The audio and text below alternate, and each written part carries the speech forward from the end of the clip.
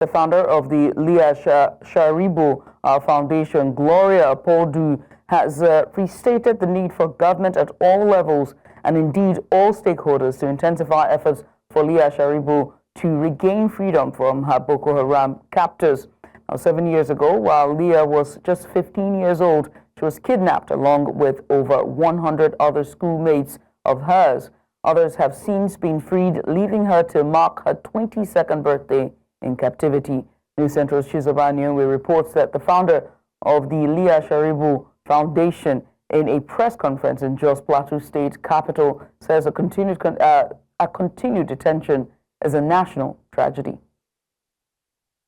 As Leah turns 22 today, May 14, 2025, we call on President Bola Ahmed Tinubu and the entire leadership of Nigeria to fulfill their constitutional duty to protect all citizens regardless of their faith and region. We call on the National Security Advisor, the Nigerian Armed Forces, and intelligence agencies to prioritize Leah's case in ongoing security operations. We also call on the Ministry of Women Affairs to add their voices in the advocacy for the release of Leah Sharibu and all other women and girls who are daily being stolen by terrorists and by all the militia groups in Nigeria. We call on the international community. We call on religious leaders and all other civil societies, and most especially the media, who are always standing by our side and standing in solidarity to speak up against what is happening to women and girls, most especially in this insecurity. And that was the founder of the Leah Sharibu Foundation, Gloria Puldu. She joins us now on the news for more on that press conference. Gloria, thanks so much for joining us, and well done on all the hard work you've been doing so far. I have to ask, what new advocacy strategies has the Leah Sharibu Foundation adopted in 2025 to amplify Leah's case globally and locally, just 7 years after her abduction and clocking 22 years in her captivity? Thank you very much for having me, and we do appreciate you for always amplifying our voices.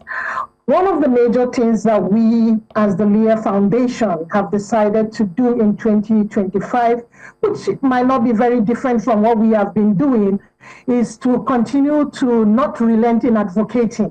Yes, we are tired of talking.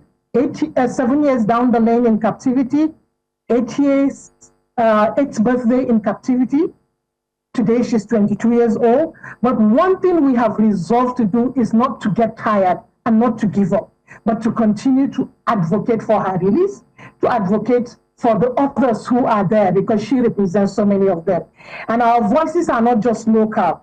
We are also calling on the entire globe that once it is a human being that is going through pain, the world should be together and stand in solidarity for such a person. Most especially that she represents the insecurity that is even increasing in Nigeria now. So our strategy is not to be tired, but to continue to advocate. And we reach out to others who have been able to be rescued and help them in any way we can. At this point, one has to ask about, about measurable impact that your foundation's lobbying or policy engagement has had with the Nigerian government or international bodies over the past 7 years. If you can help us to just detail that or sound the alarm on that, so that viewers at home can be aware of how much work has been going into, just to amplify the voice of Leah and her family. So for us, for the Nigerian government, first of all, we consistently seek to have, a communication with them, to keep them abreast that, look, this child is still in captivity and she cannot be forgotten.